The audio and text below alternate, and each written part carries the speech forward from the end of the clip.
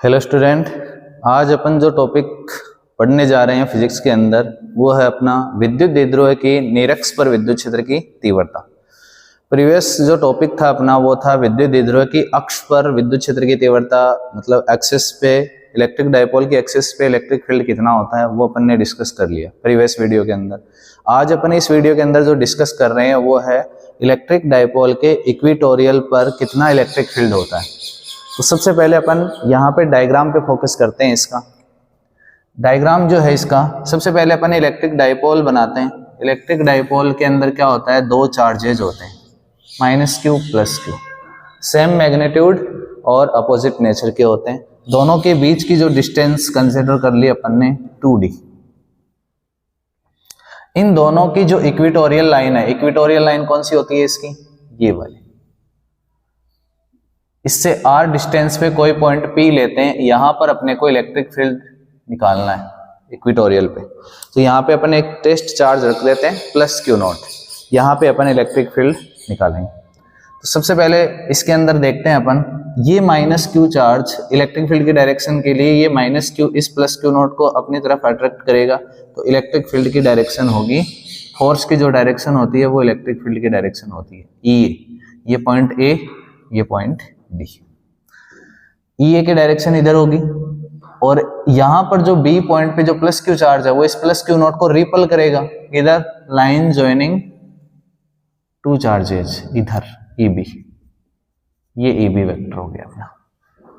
ठीक है, जितनी डिस्टेंस ये है उतनी डिस्टेंस ये है, ये एंगल थीटा तो ये एंगल भी कितना, थीटा। r डिस्टेंस पे पॉइंट P पे निकालना इलेक्ट्रिक फील्ड। तो अपन EA की जो वैल्यू देखें, इलेक्ट्रिक फील्ड पॉइंट चार्ज से इलेक्ट्रिक फील्ड कितना होता है, फॉर्मूला KQ/r²। तो अपन सबसे पहले EA की बात करें तो A पॉइंट पे -q चार्ज की वजह से जो इलेक्ट्रिक फील्ड होगा उसके लिए अपन को AP जो डिस्टेंस है उसका यूज करना पड़ेगा। तो KQ/AP का होल स्क्वायर।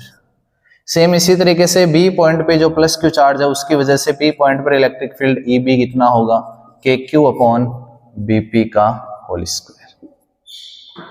अब अगर देखें अपन डायग्राम के अकॉर्डिंग तो अपने पास जो AP है वो किसके इक्वल है, BP के। AP BP के इक्वल है। AP अगर BP के इक्वल हो गया तो EA इक्वल टू क्या हो गया, EB। मतलब EA और EB दोनों की वैल्यू क्या आ गई, सेम आ गई। तो यहां पर जो इलेक्ट्रिक फील्ड होगा उसको अपन कंपोनेंट के अंदर ब्रेक करेंगे। तो सबसे पहले कंपोनेंट बनाने के लिए इस लाइन को ऊपर की तरफ अपन ने एक्सपेंड कर दिया, क्योंकि जो वर्टिकल कंपोनेंट है इलेक्ट्रिक फील्ड के वो लेंगे। इधर हॉरिजॉन्टल कंपोनेंट आ जाएंगे अपने।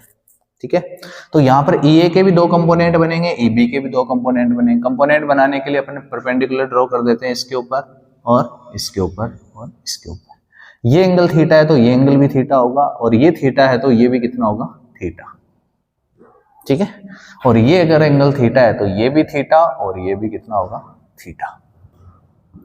इस ट्रायंगल से देखें तो EB का जो कंपोनेंट आएगा वो आएगा EB sin थीटा। इस ट्रायंगल से देखें तो जो कंपोनेंट आएगा वो आएगा EA sin theta. Horizontal component देखें अपन तो ऊपर वाला जो ट्रायंगल है उससे आ जाएगा EB cos थीटा और ये आ जाएगा EA cos थीटा।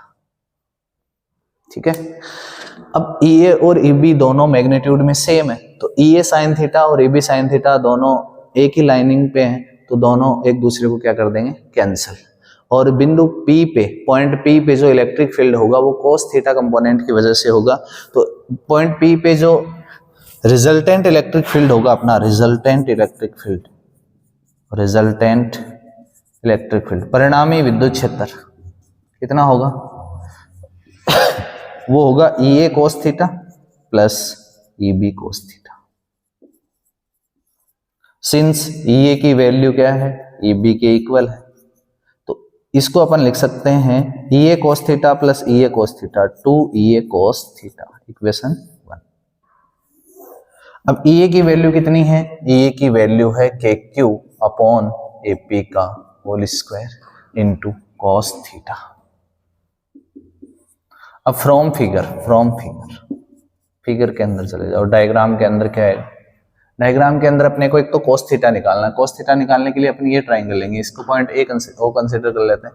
तो अपने पास ट्राइंगल है OAP।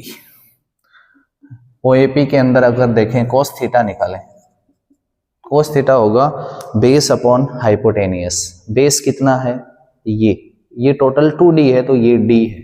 हाइपोटेनियस कितना है, ये, तो हाइपोटेनियस कितना आ जाएगा अपने पास, root R square plus D square, ये हाइपोटेनियस है। तो cos थीटा आ जाएगा बेस अपॉन हाइपोटेनियस। बेस कितना है, D, हाइपोटेनियस है root R square plus D square. AP भी अपना यही है, स्क्वायर करेंगे तो इसका रूट हट जाएगा यहाँ से। तो फ्रॉम इक्वेशन 2, इसको 2 कंसीडर कर लेते हैं, फ्रॉम इक्वेशन 2। तो E equal to KQ upon AP का होल स्क्वायर। AP का होल स्क्वायर मतलब R square plus D square. Cos theta की वैल्यू है D upon root R square plus D square. ये पावर 1 और ये पावर 1/2, तो ये हो जाएगी 3/2। तो E इक्वल टू हो जाएगा KQD upon R square plus D square की होल पावर 3/2।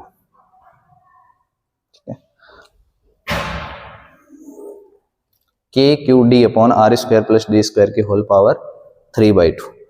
अब अपन R और D में अगर रिलेशन देखें तो R is very greater than D, तो D स्क्वायर को अपन नेग्लिजिबल मान लेंगे, यहाँ से हटा देंगे इसको। R is very greater than D, negligible consider कर लेंगे D को। तो यहाँ पर अपने पास जो आएगी वो आएगी E equal to KQD upon KQD upon, यहाँ पर अपन 2 को छोड़ दिया, ये 2 साथ में चलेगा फ्रॉम इक्वेशन 1 में, ये 2 और यहाँ पर ये 2 और यहाँ पर ये 2। तो 2QD अपॉन ये बनेगा R स्क्वायर के होल पावर 3/2, क्योंकि D स्क्वायर को अपन नेग्लिजिबल कर रहे हैं, तो 2 से 2 कैंसिल। अब 2QD क्या है, इस इलेक्ट्रिक डायपोल का electric dipole moment P equal to 2QD, ये P की वैल्यू है, इलेक्ट्रिक डायपोल मोमेंट P। तो 2QD की जगह अपन P पुट कर देंगे, तो ये बन जाएगा KP अपॉन R की power 3, KP upon R cube. तो इक्वेटोरियल लाइन पे जो इलेक्ट्रिक फील्ड आएगा P पॉइंट पे, वो कितना आएगा, KP अपॉन R क्यूब। अब अगर इसको अपन वेक्टर फॉर्म के अंदर लिखें, वेक्टर फॉर्म, तो E vector equal to minus KP vector upon R cube. Minus sign क्यों लगाया, कि यहाँ पे electric field, resultant electric field है अपना इधर, इस डायरेक्शन, और P की जो डायरेक्शन होती है इलेक्ट्रिक डायपोल मोमेंट, वो होता है माइनस से प्लस P वेक्टर। तो P वेक्टर और E वेक्टर दोनों एक दूसरे के अपोजिट होने की वजह से यहाँ पे जो साइन यूज हो रहा है वो माइनस डायरेक्शन के लिए साइन यूज हो रहा है। तो अपन ने इलेक्ट्रिक फील्ड देख लिया दोनों पे, विद्युत विद्युत के अक्ष पर और निरक्ष पे।